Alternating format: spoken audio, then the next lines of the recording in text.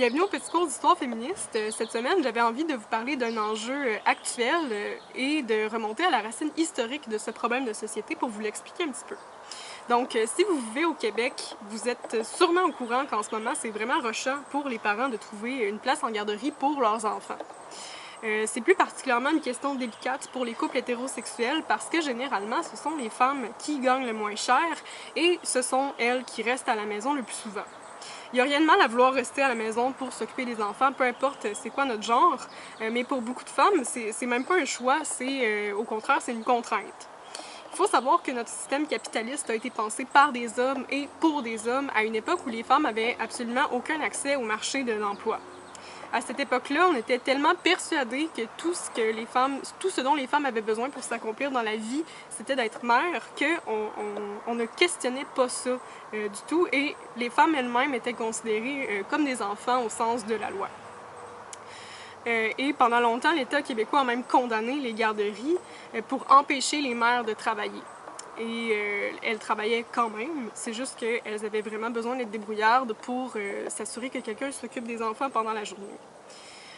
Toute cette histoire-là commence au 19e siècle, plus précisément en 1866, où le Code civil est refondu et où les femmes sont assimilées à quelques nuances près au groupe de personnes qu'on appelle les personnes interdites, donc les malades mentaux, les personnes handicapées, etc.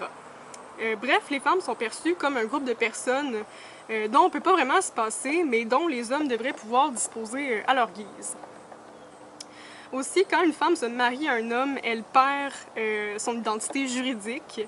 Ça veut dire qu'elle ne peut pas intenter une poursuite ou se représenter devant la justice. Elle ne peut pas signer un chèque ou un bail. Elle a besoin de la permission de son mari pour exercer une profession et ne peut pas disposer de son propre salaire. Aussi, elle n'a aucun accès à aucune forme de contraception à cette époque-là et n'a pas le droit de se refuser à son mari. Vous comprenez donc que l'existence des femmes est essentiellement conçue à travers leur expérience de la maternité à l'époque. Et cet épisode-là va durer au moins jusqu'au seuil de la Révolution tranquille. Aussi, les élites culturelles et cléricales lisent les écrits du philosophe Jean-Jacques Rousseau et trouvent qu'il a vraiment de bonnes idées, comme celle d'exclure les femmes de la sphère publique et de les empêcher à tout prix de faire de la politique. Résultat, les femmes sont pas mal confinées à l'espace de la maison et ne peuvent pas sortir bien souvent. Même au début du 20e siècle, quand les premiers mouvements féministes vont apparaître, c'est à travers leur rôle de mère que les femmes vont justifier leur présence dans la sphère publique en disant qu'elles doivent être politisées pour éduquer les citoyens de demain. C'est vraiment plus tard, dans les années 1970, que les militantes féministes vont commencer à parler du choix des femmes d'avoir des enfants ou non. Et c'est une chose qui, croyez-le ou non, n'avait jamais vraiment été questionnée auparavant. On avait toujours pensé que toutes les femmes étaient faites pour avoir un instinct maternel et que celles qui ne voulaient pas d'enfants avaient quelque chose de déviant. Bref, pour revenir à 2021, c'est quand même un très grand recul dans notre histoire quand on y pense que des femmes qui veulent travailler, qui ont besoin surtout de travailler, ne puissent pas le faire à cause du choix de la maternité.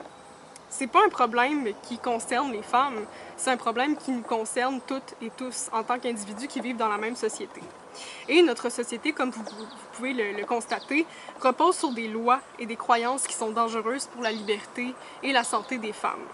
C'est extrêmement préoccupant de penser qu'on est en train d'effectuer un tel retour en arrière. J'espère quand même que vous n'êtes pas découragés par tout ce que je viens de dire et je vous promets qu'au prochain cours d'histoire féministe, on va parler d'un sujet plus encourageant.